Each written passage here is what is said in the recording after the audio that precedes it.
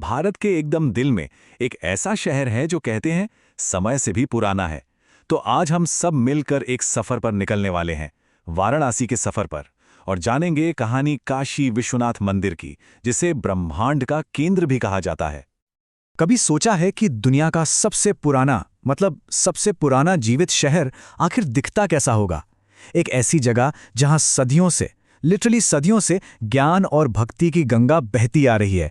तो आज हम उस कल्पना को हकीकत में बदलने वाले हैं, उस शहर की रूह को छूने वाले हैं। तो चलिए शुरू करते हैं ये सफर।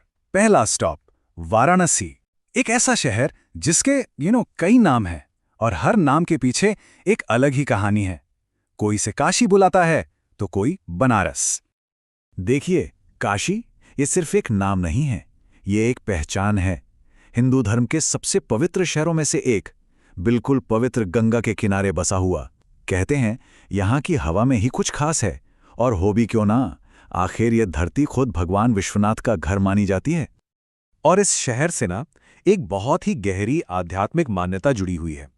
ऐसा माना जाता है कि अगर कोई बिल्कुल सच्चे मन से इस धरती पर आ जाए तो उसे मोक्ष मिलता है, मतलब जीवन और मृत्यु के इस पूरे चक्र से आजादी। कितनी बड़ी बात है ये सोचिए। तो ठीक है, शहर की आत्मा को तो हमने थोड़ा समझ लिया।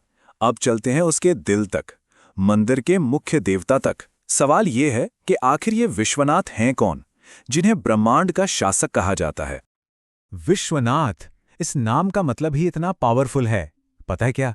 ब्रह्मांड के शासक, the ruler of the universe. ये भगवान शिव का वो रूप है जिनकी पूजा काशी में होती है। 1 मिनट के लिए सोचिए, इसका मतलब है कि ये मंदिर किसी और का नहीं, पूरे के पूरे ब्रह्मांड के स्वामी का घर है।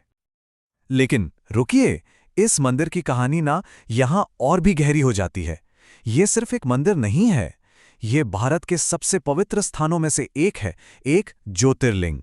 तो क्या है ये ज्योतिर्लिंग? चलिए इसकी कहानी में थोड़ा उतरते हैं। पूरे भारत में भगवान शिव के 12, सिर्फ 12 ऐसे दिव्य स्थान हैं जिन्हें सबसे ज्यादा पवित्र और शक्तिशाली माना जाता है। इन्हीं को कहते हैं ज्योतिर्लिंग। और हां, काशी विश्वनाथ उन्हीं 12 में से एक है। तो सवाल अब भी वही है, आखिर ये ज्योतिर्लिंग है क्या? इसका शाब्दिक अर्थ है प्रकाश का स्तंभ, अ पिलर ऑफ लाइट। ये वो 12 सबसे पवित्र मंदिर हैं जहां भगवान शिव खुद एक अनंत प्रकाश स्तंभ के रूप में प्रकट हुए थे। इसके पीछे एक बहुत इंटरेस्टिंग कहानी है।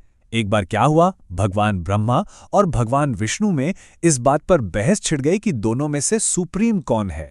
तो इस मसले को सुलझाने के लिए भगवान शिव एक विशाल एक अंतहीन प्रकाश स्तंभ के रूप में प्रकट हुए। और बस जिन जिन जगहों पर इस दिव्य प्रकाश ने धरती को छुआ, वही जगहें आज 12 ज्योतिर्लिंगों के नाम से जानी जाती हैं। हर महान कहानी की तरह इस मंदिर का भी एक संघर्षों से भरा इतिहास है।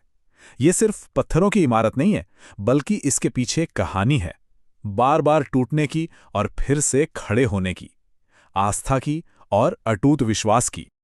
इस मंदिर ने वक्त के बहुत थपेड़े सहे हैं। इसका जो मूल स्वरूप था, जो सदियों पुराना था, उसे आक्रमणकारियों ने एक बार नहीं, कई बार नष्ट किया।